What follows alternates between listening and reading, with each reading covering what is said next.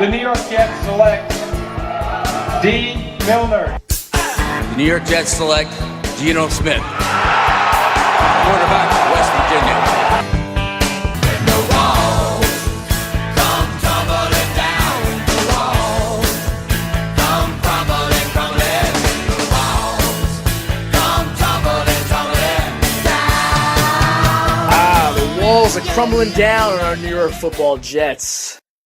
Walls are crumbling down on a regime before it really built anything, and that's the John Idzik era that we're talking about here. Another historic, bad performance by the New York Jets yesterday, losing at home, ending their 2013 playoff hopes. That's all well and good. We totally understand that.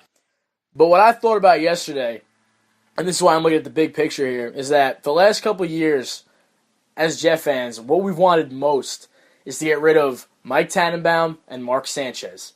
And yesterday, I thought to myself, you know what? Be careful what you ask for, because you just might get it. And that's what Jet fans have gotten.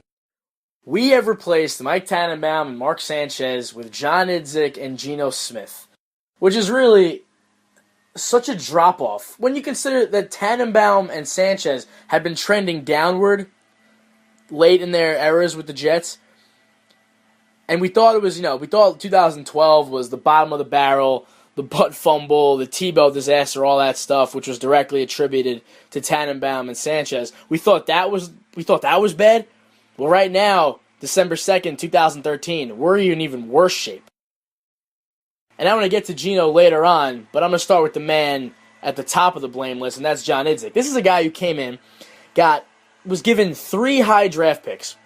Number 9, number 13, number 39. For a team that's rebuilding, that's great stock. You need that. That's how you rebuild your team. So what does he do? He drafts D. Milner, who has become not just like a bad player. He's one of the worst corners in all of football. For every one good play the guy makes, he makes about 10 to 12 bad ones.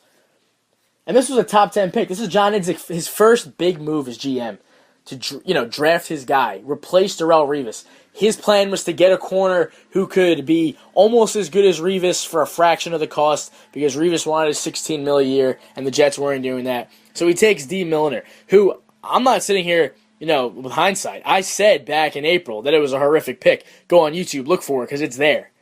I said D. Milner would be an awful pick, but I was hoping I'd be proven wrong. I want to see the Jets do well. I want to see them draft good players.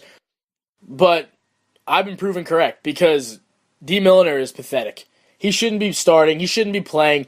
He's not even one of the Jets' top 3 or 4 corners right now. That's how bad he is. And this was a top 10 pick.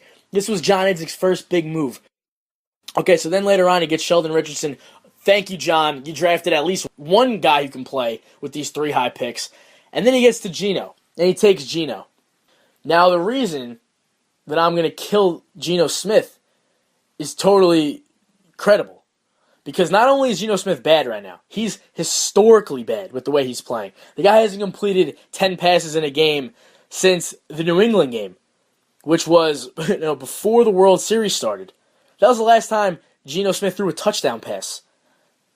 I know you're going to say, he doesn't have anything around him. Well, I'll tell you what he does. If he has a good offensive coordinator, and he doesn't have good things around him, but you know what?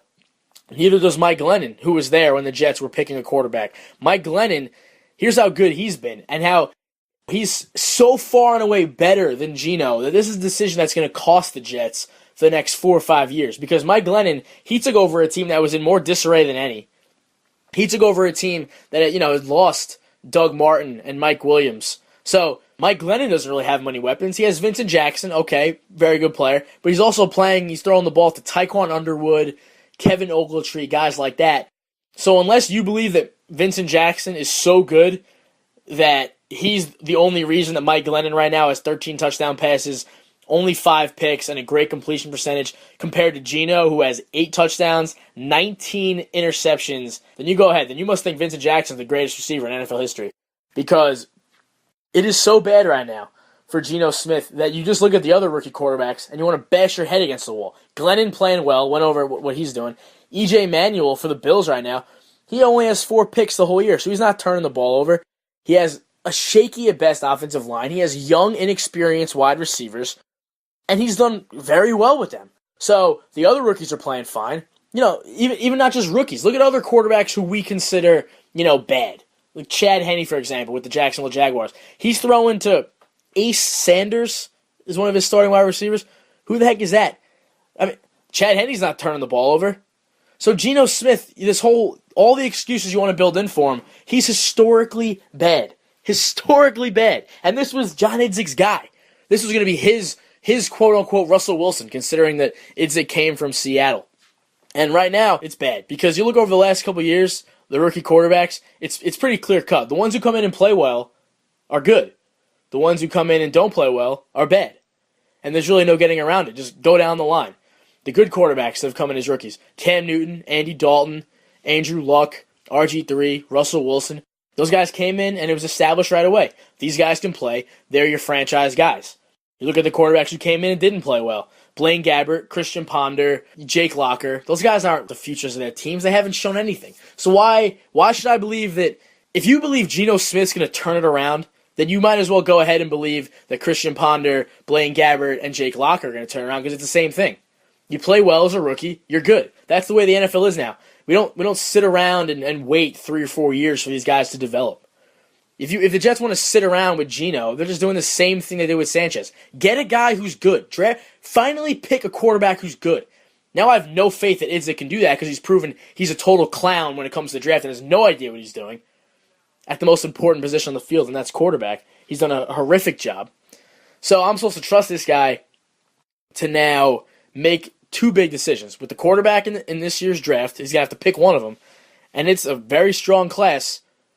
You got Derek Carr, Bridgewater, Mariota, if he comes out. There's a lot of options here. A lot of good quarterbacks. Mettenberger. So he's going to have to pick one. Now, is he going to pick the right one? A dead clock is right twice a day. Maybe he gets lucky, but what he's proven, he's a total clueless when it comes to picking players. And he's got to make a decision on Rex. Now, Rex, I'm very back and forth with Rex. I can see why people want him back. I can see why people want to let him go. Rex was dealt a tough hand this year, and I guess he's done as well as he could.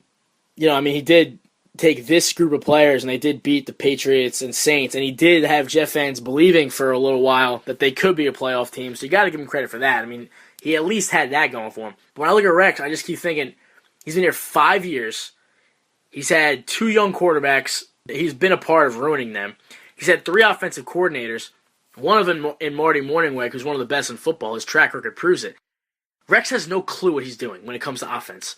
In 2013, that's a huge problem, because that's the way the league is now. Rex still thinks it's 1960, and he can go out there and run the ball and play defense and win games by only scoring 17 points. You can't do that anymore. So are the Jets going to evolve here and get rid of Rex and bring in a new guy, an offensive guy in an offensive league? I don't know. I still don't know if that's the right move. I still think we've got to wait these last 4 games before we go one way or the other on Rex. But I don't have to wait 4 games to go one way or the other on Idzik. I know that this guy has basically ruined my football team now and over the next couple years, because you can't blow high draft picks if you're a rebuilding team. Pick the right quarterback. Pick the right top 10 pick. He blew both of those. So this is an indictment on the past, the present, and the future. This is bad all around. The Jets are very far away from really contending, because you know what? Here's a little history lesson. This is the first time since the mid-90s that the Jets are going to go 3 years in a row without making the playoffs. So there has been a degree of success here. Now, I know the Jets haven't won a Super Bowl, but they've made the playoffs consistently. They've won playoff games. They've gotten to 3 AFC Championship games since 1998. So, the educated Jet fan who's been around for a while is used to success. Woody Johnson, since he took over the team, is used to success. The Jets are now in a period where it doesn't look like success is, anywhere close, because they can't get it right on offense. They can't get a quarterback. They can't draft on offense. They can't draft skill position players. There's so much work to be done. So much work. And that's what yesterday was all about. And it gets back to why I started. The Mike Tannenbaum, Mark Sanchez era had its highs and lows, and it ended going downward. The John Idzik era, the Geno Smith era, the walls came crumbling down before they even built anything. So things are not good. We'll see where we go from here. But right now, call me a bitter, pessimistic Jet fan. I call myself a realistic Jet fan. This is Matt Heiniger. Thanks for listening.